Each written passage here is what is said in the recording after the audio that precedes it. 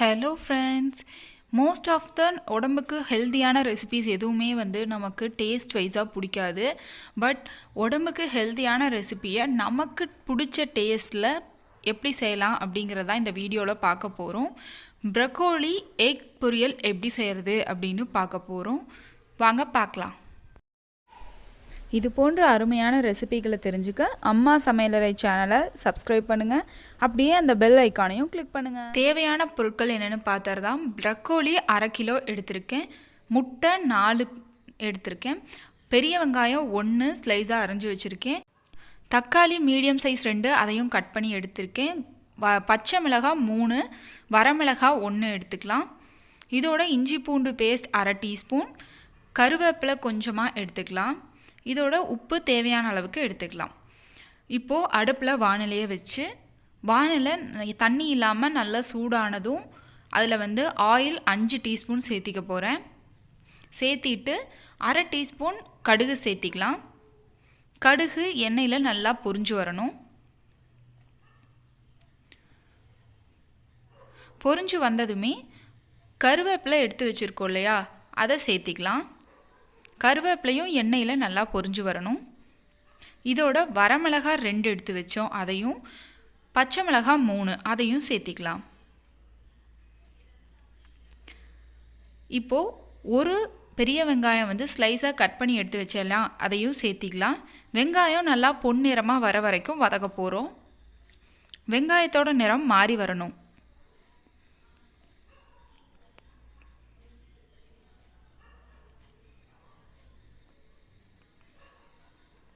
அது வரைக்கும் இது போல் நல்லா வணக்கிக்கலாம். பாருங்கள், வெங்காயத்தோட நிறம் மாறிடுச்சு. இப்போ இஞ்சி பூண்டு பேஸ்ட் 1/2 டீஸ்பூன் சேர்த்திக்கலாம். இஞ்சி பூண்டு பேஸ்ட்டோட பச்சை வாசனை முழுசாக போகிற வரைக்கும் நல்லா வணக்கிக்க போகிறோம். இப்போ பாருங்கள், இஞ்சி பூண்டு பேஸ்ட்டும் வெங்காயம் எல்லாமே நல்லா வதங்கி வந்துட்டுருக்கு. இப்போது 2 தக்காளியை பொடியாக கட் பண்ணியிருக்கோம், அதையும் சேர்த்திக்கலாம். மீடியம் சைஸாக இருந்தால் 2 தக்காளி எடுத்துக்கோங்க. இல்லை பெரிய பழமாக இருக்குது அப்படின்னா 1 தக்காளி எடுத்துக்கோங்க, அதுவே போதுமானது. தக்காளியோட டேஸ்ட் பிடிக்கும் அப்படிங்கிறவங்க இன்னொன்று சேர்த்திக்கலாம் கூட. தக்காளி நல்லா மசிஞ்சு வரணும், அது வரைக்கும் நல்லா வணக்கிக்கோங்க.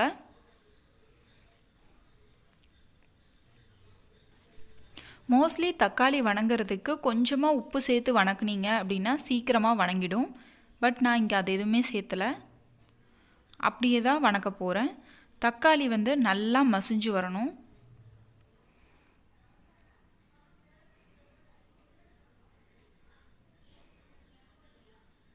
இப்போ பாருங்கள், தக்காளி நல்லா மசிஞ்சு வந்துடுச்சு. இது போல் ஆனதுமே ப்ரக்கோலியை நல்லா கட் பண்ணி வச்சுருக்கோம் இல்லையா, அதை 2 தடவை நல்லா தண்ணியில் வாஷ் பண்ணி எடுத்துகிட்டு இதில் சேர்த்திக்கலாம். சேர்த்தி நல்லா கிளற போகிறோம். ப்ரக்கோலியை நீங்கள் பச்சையாக கட் பண்ணதாக அப்படியேவும் சேர்க்கலாம். இல்லை உப்பு மஞ்சத்தூள் போட்டு தனியாக வேக வச்சு எடுத்து கூட சேர்க்கலாம். நான் இங்கே இந்த தக்காளி வெங்காயம் மிளகாய் அதோட டேஸ்ட்டோடு வேகணும் அப்படிங்கிறனால நான் அப்படியே போட்டிருக்கேன். நீங்கள் தனியாக வேக வச்சு எடுத்து போடுறதுனாலும் போட்டுக்கலாம், அதுவும் நல்லா தான் இருக்கும். நல்லா ஒரு 2 நிமிஷம் என் தண்ணி எதுவுமே சேர்க்காமல் அப்படியே வேக விடுங்க. நல்லா கிளறி விட்டுட்டு ப்ரக்கோலிக்கு தேவையான அளவுக்கு உப்பு சேர்த்திக்கலாம். உப்பு அதோட கொஞ்சமாக மஞ்சத்தூள் சேர்த்திக்கலாம். 1/2 டீஸ்பூன் அளவுக்கு சேர்த்திக்கலாம். இப்போது காய் வேகறதுக்கு தேவையான அளவுக்கு தண்ணி சேர்த்துக்கலாம். காஃபி கப்பில் 1 கப் அளவுக்கு தண்ணி சேர்த்துக்கோங்க, போதும். காய் வேகும்போது அதோட குவான்டிட்டி அப்படியே கம்மியாகும், ஸோ கரெக்டாக இருக்கும்.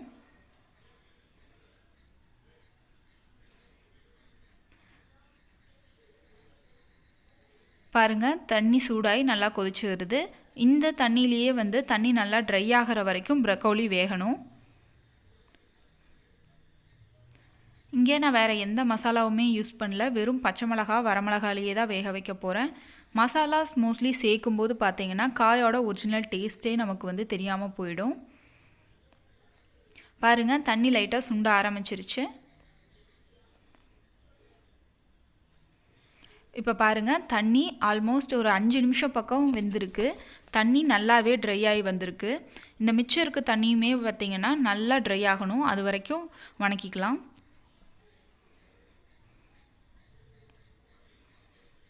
பாருங்கள், கொஞ்சமாக தான் இருக்குது. இப்போது நல்லாவே தண்ணி ட்ரை ஆகிடுச்சு. முட்டை வந்து 4 எடுத்து வச்சோம் இல்லையா, அதை உடச்சி எடுத்திருக்கேன், அதையும் சேர்த்திக்கலாம். முட்டை சேர்க்கும்போது பார்த்தீங்கன்னா ஃப்ளேம் வந்து மீடியமில் இருக்கட்டும், ஹையில் வேணாம். ஏன்னா நம்ம முட்டை கலவாக உப்பு சேர்க்க போகிறோம். ஹையில் இருந்தது அப்படின்னா முட்டைக்கு நம்ம உப்பு சேர்ந்து முட்டை கலந்து விடுறதுக்குள்ளேயே பார்த்திங்கன்னா வெந்துடும். ஸோ அதனால் மீடியமில் வச்சுட்டு முட்டைக்கு உப்பு சேர்த்து நல்லா மிக்ஸ் பண்ணதுக்கப்புறமா ஹை ஃப்ளேமில் கூட வச்சுக்கலாம். ஆனால் ஹை ஃப்ளேமில் வச்சிங்கன்னா விடாமல் கிளறி விட்டுட்டே இருக்கணும், இல்லைனா அடி பிடிச்சிரும். மீடியம் ஃப்ளேமாக இருந்ததுன்னா அது கொஞ்சம் நேரம் கொடுத்து அது வெந்ததுக்கு அப்புறமா கூட நம்ம கிளறிக்கலாம். அடிப்பிடிக்கிற அந்த டென்ஷன் இருக்காது. நான் மீடியமுக்கும் கம்மியான ஃப்ளேமில் தான் வச்சுருக்கேன். இது போல் கிளறி விட்டுட்டே இருந்தீங்க அப்படின்னா நல்லா பொடிமாஸ்க்கு எப்படி நல்லா பொடி பொடியாக வரும், அது போல் முட்டை வந்து பொடியாயிரும். இல்லை எனக்கு வந்து இன்னுமே அந்த காயோடு சேர்ந்து நல்லா பெரிய பெரிய பீஸாக முட்டை வந்து இருக்கணும் அப்படின்னு பிரியப்படுறவங்க வந்து சிம்மில் வச்சு 1 நிமிஷத்துக்கு ஒரு தடவை வந்து கிளறி விட்டுட்டு இருந்தீங்கன்னா உங்களுக்கு வந்து முட்டை வந்து ரொம்ப உடஞ்சி உதிரி உதிரி ஆகாமல் நல்லா கொஞ்சம் பெரிய பீஸாகவே இருக்கும்.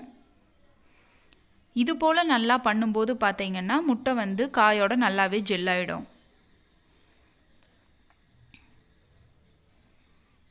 குழந்தைகளுக்கெல்லாம் காய் வந்து நம்ம நார்மலாக செஞ்சு கொடுக்கும்போது டிஃபன் பாக்ஸில் போட்டு கொடுத்துட்டோம் அப்படின்னா அப்படியே தான் திரும்பி வரும்.